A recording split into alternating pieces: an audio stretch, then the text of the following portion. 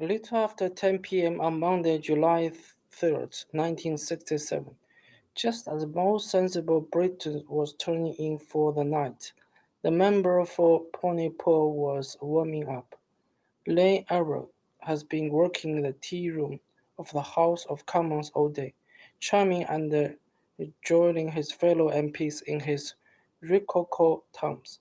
A little flattery here, a white line there. Now he slipped into the chamber, turned heads as always in spite of his short frame, sitting in his usual pins on the Labour government benches. His mischievous eyes darted about the place, searching out both his stone fellows and his foes. If his bill was able to get through, tonight was surely the night. The House has already been sitting for 12 hours. It's a fun time to note teacher shortage in Scotland, need for better provision for hearing addicts, and lack of geriatric hospital bed in the rural area. As muse on the sorry state of the river whose waters splashed against the palace of Westminster, lack of moorings and emissaries on Old Father Thames was a disgrace. At last, a Big Ben, that parliamentary alarm clock, struck 10, and it was Abbott's turn. His bill, printed on the green pages each MP clenched, was plain enough that in England and Wales, a homosexual act in private should not be an offence, provided the parties consent therefor to has attained the age of 21 years. Beside him on this green bench sat his strange supporter, a new generation of youngish, smart Labour MPs more familiar with courage than coal mines. There was Dick Trevor, a 38-year-old barrister, and Shelley Wilmers, a passionate liberal who had run the Feminist Society, leftist think tank, and Royal Genic, Home Secretary and fellow Welshman, who cherished the idea of Britain as a civilized society. The benches opposite was suppressed by their obstinate no less determined. There was real Mary, a moralizing drunkard not yet unmasked as a communist spy, Horace Garden, a dairyman before his election 12 years earlier, and Lad Peckrell, who promised or threatened to speak through the night if necessary. To them, gay sex remained the abominable crime. Legitimize it after 434 years would be yet more damning evidence that England was becoming not a civilized society but a permissive one.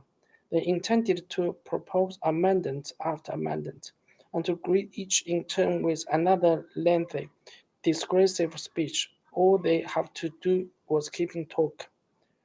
But make any progress, the proposal has to call a closure motion, a proposal to curtail discussion and move to a vote on each amendment, but Parliament's rulebook dictates that such motions can pass only if they are supported by at least 100 MPs. So Abbas has to keep enough of his supporters in the chamber not just for the final vote but to see of each amendment in turn. And the night wore on. His enemy was not so such those on the opposite benches asleep. If not needed one or two people to go home to say, here with this, I stay under the dome, and we will undo. It would hardly have been the first defeat. Crawling over from the Commons gallery to get a better view of the chamber below was a brand of men well used to have their hopes dashed. They were no strangers to Parliament. They had waited eagerly its debate in 1958 on the Wolfenden Report, a official review that recommended nixing the ban on gay sex that has held since the Burglary Act of 1533. Nothing came of that. Harold Wilson, the Labour Prime Minister, told colleagues that losing the law would losing their party 6 million votes. Few men were successfully prosecuted for sex in private, but the threat ensured that blackmail flourished and the closet door remained firmly closed. Some formed loveless marriage, others sought medical help. As Abbas worked on his bill, John Weir, a 27-year-old physician at University College of London, began attending weekly psychotherapy sessions to deal with problem of his human sexuality. This year, before he had slept with his first boyfriend, who, under pressure from his family, has married a woman. Into this vacuum came the House of Lords, Parliament's unelected second chamber, staffed with crusty aristocrats who has inherited their father's title.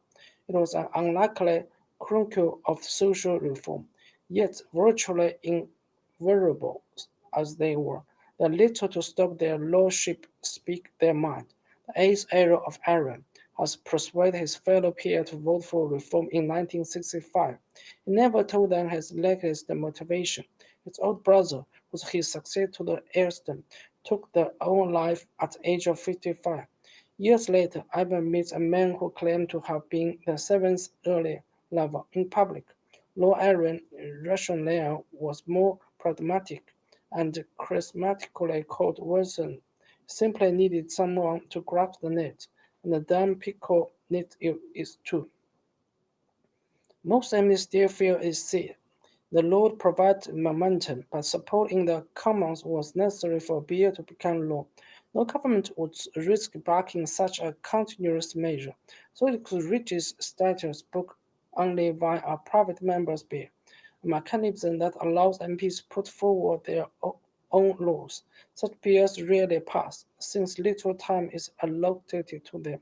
By 1967, Abbott and Hebron Berkeley, Antonio Parliamentary has already proposed some measure of liberalization, three times without success.